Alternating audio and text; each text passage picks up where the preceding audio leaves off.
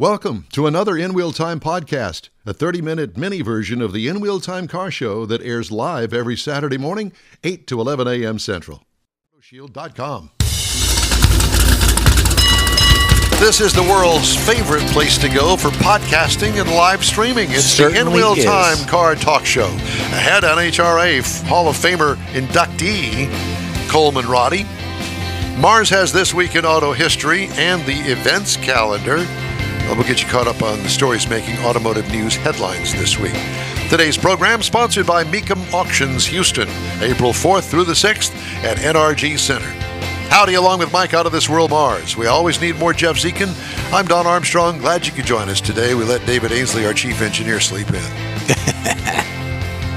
I hope he heard that. I hope he did too. Because that means that he's not sleeping in. Oh, he'd be all over the comment section. Yeah. Soon. He's probably not even home yet.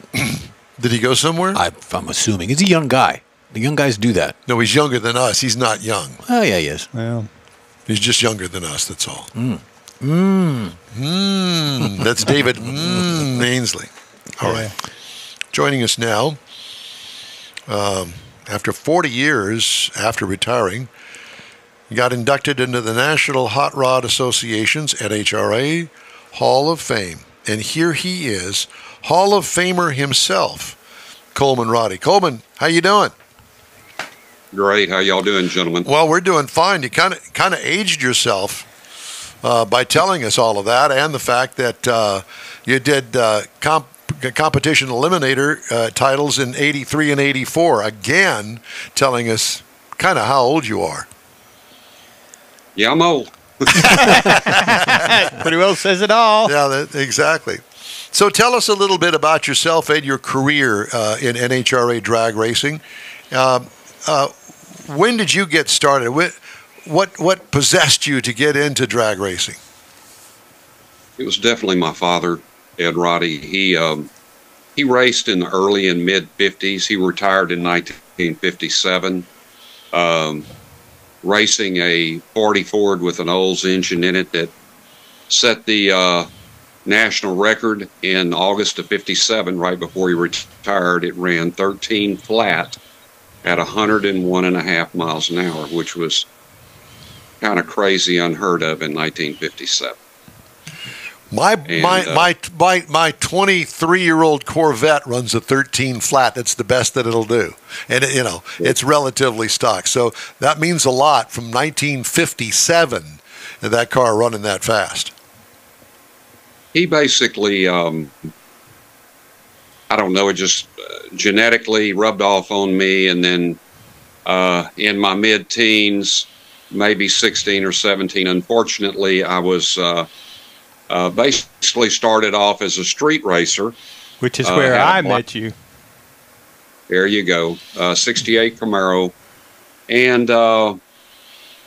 got beat by everybody early on, and then finally learned how to do it with help from a lot of locals. And the first guy I met when I went to Houston was Luther and Tommy Costales at Houston Engine Balancing. And they basically gave me some tips. The car got, toward the end of my street racing career, got really, really fast. I think the best it ran was 998. So I kind of, I don't know, just kind of got too fast, so really couldn't get anybody to race me anymore. And then that's when me and Dad decided to turn, quote unquote, pro in 1976. Trading our 427s in for basically 287 cubic inch small block Chevys.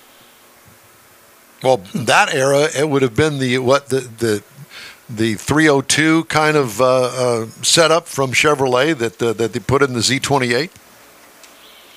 Eventually, when I first started, basically it was a small bore motor. It wasn't the big bore motor like we ended up running, the Z28 style motor. Yeah. The 287s had a little longer stroke and a little shorter, a little longer stroke and a little bit smaller bore. So you couldn't run as big of valves in them, and they weren't nearly as efficient. Later on in my career, when me and David Nickens teamed up, and I started winning and running really fast. We used the 302 block 30 over and basically de-stroked the 3-inch crankshaft down to 2,700, if you can imagine that. It ran a 2,700 stroke. So those motors, even back then, you know, we'd cross the finish line at about 9,900 RPMs. 9,900 RPM. Humming, really humming. Yeah, I was going to say screaming is more Sewing like machine, it. yeah. I see a picture here of you standing behind your Camaro. I guess it was your street Camaro at the time. It had a big scoop on the hood. That's a cool looking car. Sitting on top of the carburetors, I assume. And is that the same car that you ran with all of the graphics on the side of it later on? Absolutely. It is the same car. Yes, that was my real, I would consider first real race car. And then we modified it several times. We ran gas with it with a fiberglass front end. And then eventually we went to F modified with David Nickens power, set the record, and was semi-successful with it. We won, I think, 3 races with it. But then graduated into the 65 Corvette, which was and the Firebird, which were much, much better race cars. Why were they better race cars? The Camaro had a 108-inch wheelbase.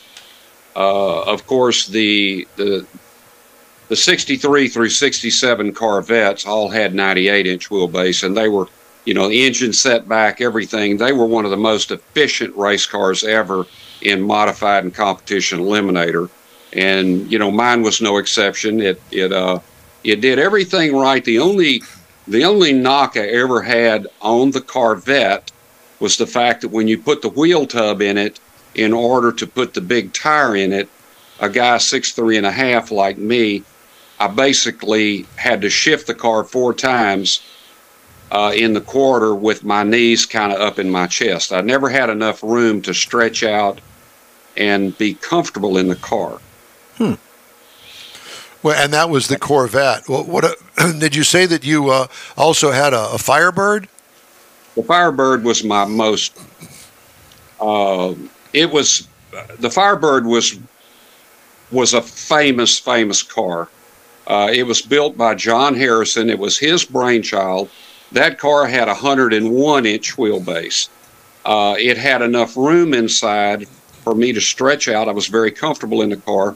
We ran modified production with that car, and it was the first of its kind. John came up with all of these. It was the prototype for all the cars that basically imitated it afterwards. We were the Betty and Roger Lamb did the struts on this car. It would take me an hour to describe how he got away with running a coil-over shock in the back of a car that wasn't supposed to have one, because he designed this ingenious setup that had the shock and the coil spring all in one spot, but it actually was not a coil-over shock. You could take the shock out and the car would still stand. And that's how we got away with it. Wow. And this car, believe it or not, the record, not the index, but the record was 942. First weekend out when we won the Winter Nationals, we went 933. And then 2 weeks later in Good Air at Green Valley, it went 915 at 147. Wow. That's impressive. Yeah. Whatever became of those cars of yours? Well, the Corvette, I ended up selling to Eli Lopez in the Dallas area. And it's a really cool story. I got a call from them, or a text from them in 22, that they had something that they wanted me to have. Well, the Corvette had been gone many, many, many decades ago, but it had 2 hoods. And the one hood that I ran on the car had been in their loft for 40 years. And there it is. Oh my gosh. They presented you with the hood. They presented me with the hood. It is absolutely the same. If you can see this right here, this is from 1983 when I won the World Championship. This is the hood, and this is my prized possession. It is absolutely a time capsule of what went down in 1983. That is so cool. I know that you're proud to have that. What do you do these days? Are you working? No, I retired May 27th of 22, but if you can see in the shop, I know your main sponsor is Mecum Auto Auction. Yeah. Okay, this is a 87 El Camino that I am bringing to Mecum next week. Oh. So I give them a little plug. It's going to Mecum. Instead of working on fast cars, I have a 69 all original 68,000 mile SSRS Camaro. There it is right there that we've been working on for 2 years. Yeah. And then there is an 010 Corvette that I've had for 10 or 12 years, got a blower on it. The guys at Sam Tech in Houston, Judd Mazengill and his bunch, helped me with it. I took it to the track in Baytown. It ran 1060, so it's not a slug, but I just go watch the races now and talk a lot. Well, wow, this is very impressive. Where do you live now? We live in Port Neches. My little tiny shop here is in Nederland, right behind me and my dad's dealership that we had. We were fortunate enough. Dad was fortunate enough to be in business for 65 years. I helped him for 51 years. You see all these little blue ribbons everywhere. These little blue ribbons were where we won best used car dealer of the year for, I don't know, 20 or 22 years. But he passed away in 22, and it was never going to be the same, so I decided to retire. Oh, well, tribute to Dad. Yeah. I mean, that's quite a story and very impressive racing career as well. Do you attend any races anymore? Not in competition, just to go watch? I do. I go every chance I can. I did want to mention one thing before time gets away from us. This little wall right here is basically a culmination of my racing career. Now, we are in the Museum of the Gulf Coast here in Port Arthur, and but the thing, I raced a long time, but I was not very good. When Vic Custer, John Harrison, and David Nickens helped me, the last 2 years we raced, when we won the World Championship, we won 9 races, and we were runner-up 3 times in 2 years. And then the last year, which I don't have it here, it's in the museum, we were able to outpoint all the other world champions, me and my team, to win the Quaker State Sportsman Cup, which was the greatest honor as a quote-unquote sportsman racer that we could achieve. So that's when I retired. We retired after that year when we won the Sportsman Cup.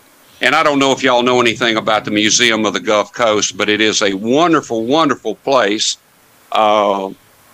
Here in I actually grew up in Port Arthur. And if, anybody down here, if you get time, because they've got Jimmy Johnson and, Janis Joplin and all these people in there. But and Mike Mars. And Mike Mars. Yeah, the Mike Mars Museum. Mike Mars has been through there, but he's not in there. No, go see Coleman and a bunch of people. You're in it in my book. There you go. Well, it's been a real pleasure to talk to you, and we thank you so much for joining us today. And the Museum of the Gulf Coast, I assume that we could find that online? You can, and you'd be surprised to see some of the names of the people that are in there. I would be. Yeah. I would be. Very cool. Well, Coleman, we'll hope to see you one of these days soon in person. Yes, sir. All right. Well, we look forward to it. And again, thanks so much for joining us on this Saturday. Well, it was my pleasure and honor to do it, and y'all keep up the good work. Thank you, my friend. Thank you, sir. Talk Take to care. you soon. You bet. What a fun interview. Yeah. He still makes it out. The Needle Drag still runs like on a third Saturday or something. It's not nothing like it was when we were growing up, but he still gets out there every once in a while. You'll see him on the side of the road. Yeah, as you said, yeah, watches it. Part of the festivities. Well, we're not done with you yet. Now we have the events calendar, Mr. Mars. What events do you have, sir? I have lots of events. I can see that you need to have a file. I put it under He's the an bottom. assistant. That's the wrong thing. How about this one? The events calendar coming up today, March the 30th, 7 a.m. to 3:30 p.m. You can still catch part of the Space City Cruisers Spring Car Show down in League City. Spectators are free. Come out and check it out at spacecitycruisers.com. Next week is the big Mecum Auto Auction here in Houston, NRG, April 4th through 6th. One-day ticket is $30, multi-day is $75. This is one. Even if you're not a buyer, this is a great car show to go see. The auction is a big show to see as well. I've got some friends Mecum.com for more information.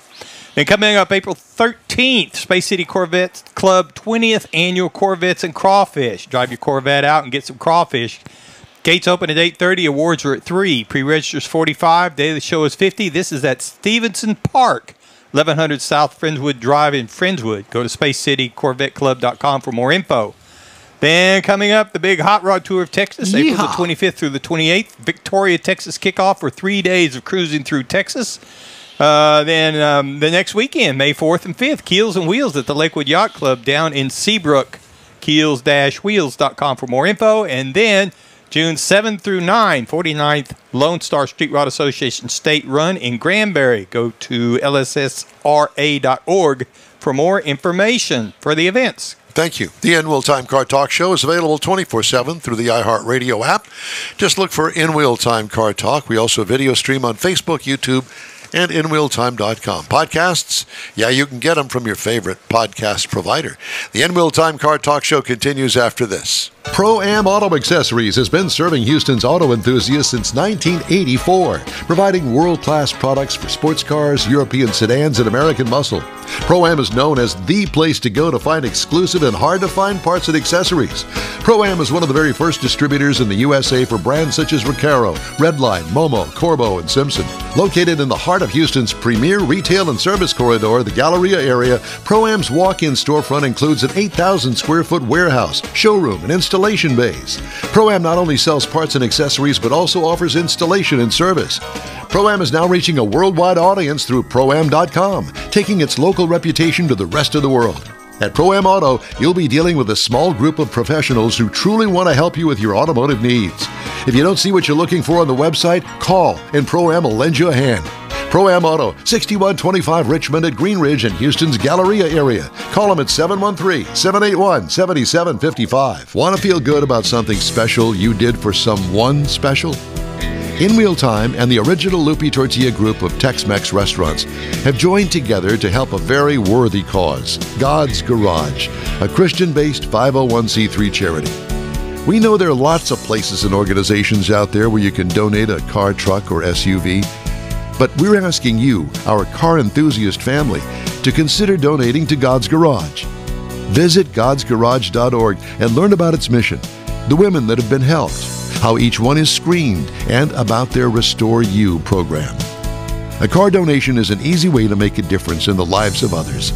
God's Garage needs good operating vehicles, but will take all types in working and non-working condition.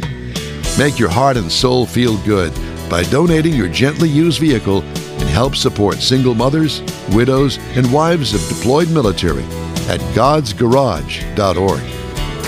Mecum Auctions, the world's largest collector car auction company, returns to Houston, Texas, April 4th through the 6th at NRG Center, featuring 1,000 muscle cars, Corvettes, trucks, customs, and more.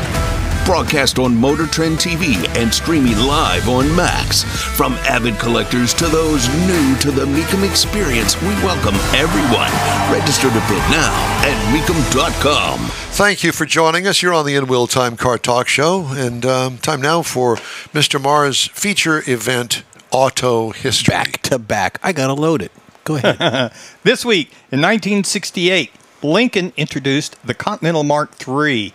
Now, a focus group actually provided feedback that this was negative, and they didn't particularly care for it, but Lee Iacocca and Henry Ford II loved it, overruled the group, put it in production.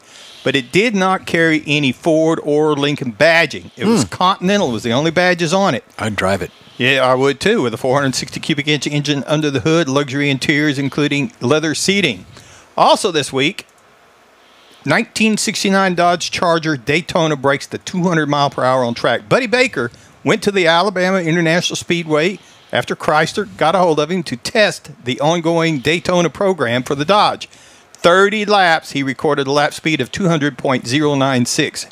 Later in the day, he actually popped that up to 200.447, became the first person to officially do 200 mile per hour on a closed track.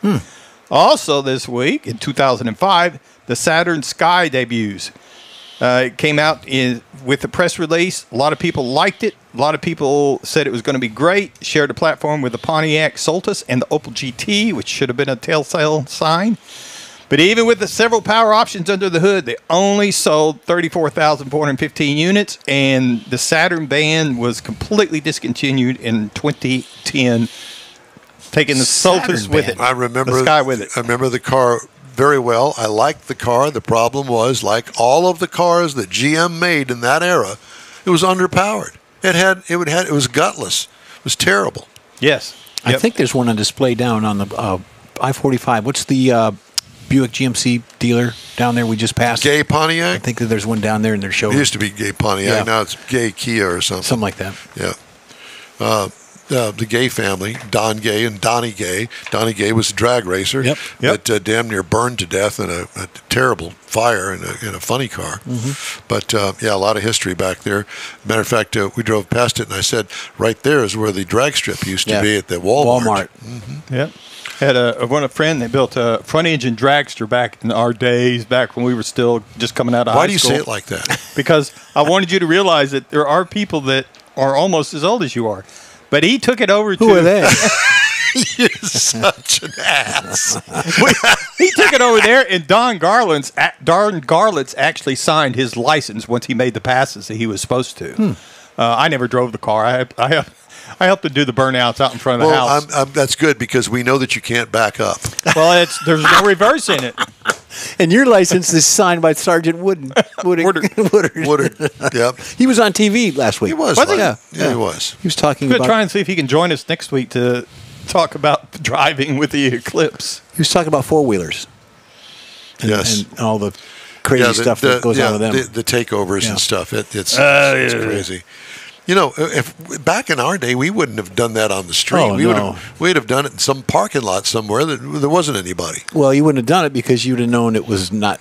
Well, we didn't have the vehicles to begin with. Yeah, and there was a different mindset growing up. I think the worst we did was get to a parking lot like at Gateway or something. We'd take the four-wheel drive trucks and we'd tie them together to see who could tow the other one. But I mean, we didn't tear up anything. We didn't mess up any traffic unless people stopped to watch. Have you been ticked off at all this morning? A little bit here and there. Have you? Yeah. You want to get really mad? Not particularly. You're going to. Ford CEO Jim Farley's total compensation Farley. jumped 26% last year to $26,470,033, despite falling short of his potential bonus target, according to the company's annual proxy statement. Compensation for 4 of Ford's top 5 named executives rose from the prior year, largely because of revamped stock awards that estimate the hypothetical value of future payouts, according to a spokesperson. UAW President Sean Fain, an outspoken critic of what he views as excessive management compensation, blasted Farley's pay package.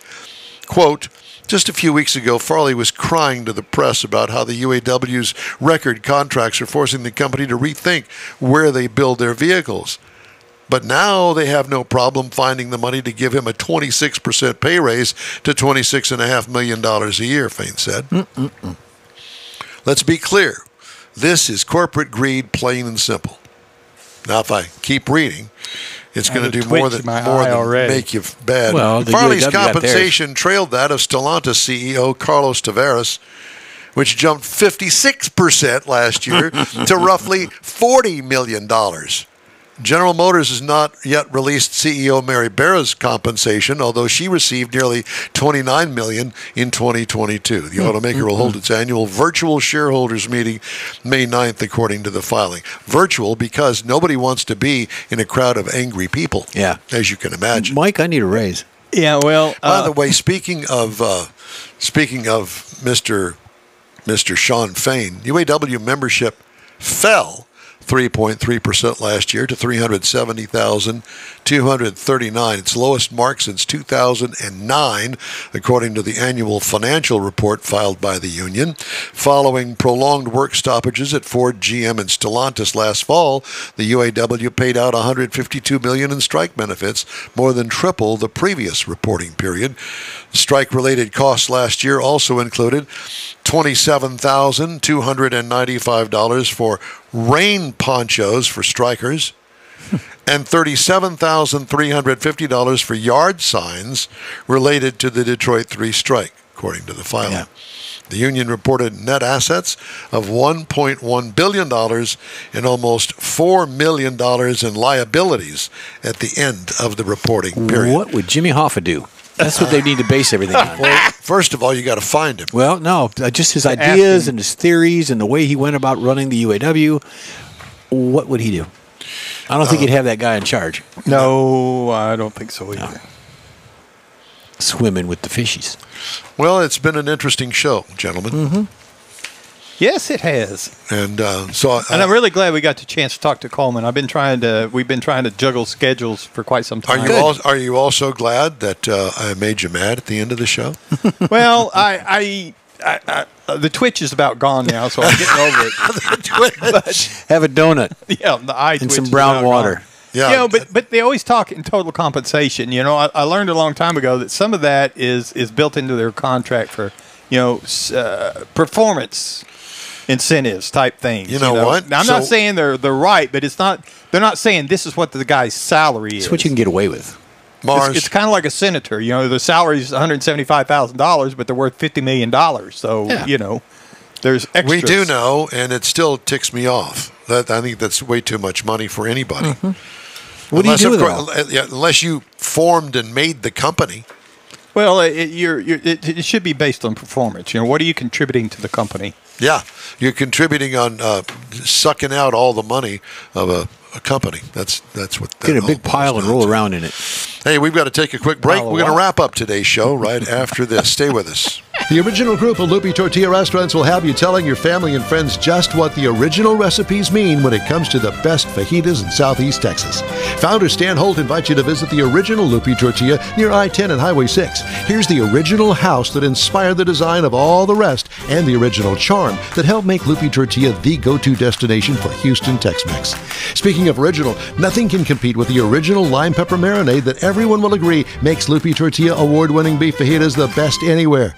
Lupi Tortilla Katy is another location that gives you the same quality and service Houstonians have come to expect at Lupi's. It's located just off I-10 and the Grand Parkway at Kingsland Boulevard in Katy.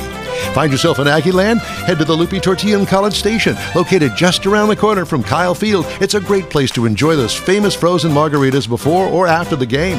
Headed east to Louisiana, stop in at the Lupi Tortilla in Beaumont. It too's on I-10. You can't miss it.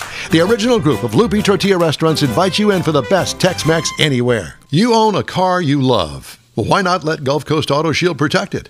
Houstonian John Gray invites you to his state-of-the-art facility to introduce you to his specialist team of auto enthusiasts. We promise you'll be impressed. Whether you're looking to massage your original paint to a like-new appearance, apply a ceramic coating, install a paint protection film, nano-ceramic window tint, or new windshield protection called ExoShield, Gulf Coast Auto Shield is where Houston's car people go. Curbed your wheels? Instead of buying new, why not have them repaired? How about a professionally installed radar detector? Gulf Coast Auto Shield does that too. Get a peek inside the shop and look at the services offered by getting online and heading to gcautoshield.com. Better yet, stop by their facility at 11275 South Sam Houston Tollway, just south of the Southwest Freeway, and get a personal tour. Gulf Coast Auto Shield is your place to go for all things exterior. Call them today, 832-930-5655 or gcautoshield.com. Well, that's it for this week's In Wheel Time Car Talk Show. This is your invitation to follow us on Facebook. Give us a like, tell your friends about us, and share our stuff if you would. We'll keep you posted on all things automotive all week long, including interviews, new car reviews, upcoming events, cruise-ins, racing, manufacturer, and car, truck, and SUV news. When you're looking for award-winning talk, you can find the In Wheel Time Car Talk Show 24/7 via the iHeartRadio app. Daily 30-minute podcasts available from your favorite streaming provider. We post a new episode every day. And don't forget, we live stream this show on Facebook, YouTube, and InWheelTime.com every Saturday, 8 to 11 a.m. Central Time. The In Wheel Time Marketing and Video Technical Director is We Always Need More Jeff Zekin.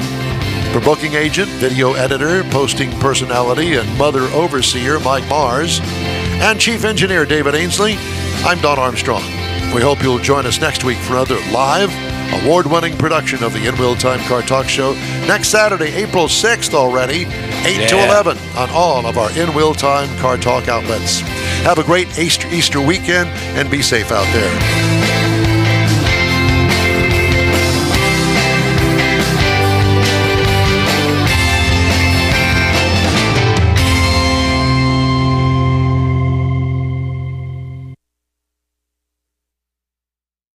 That's it for this podcast episode of the In Wheel Time Car Show. I'm Don Armstrong, inviting you to join us for our live show every Saturday morning, 8 to 11 a.m. Central on Facebook, YouTube, Twitch, and our InWheelTime.com website. Podcasts are available on Apple Podcasts, Spotify, Stitcher, iHeart Podcast, Podcast Addict, TuneIn, Pandora, and Amazon Music. Keep listening, and we'll see you soon.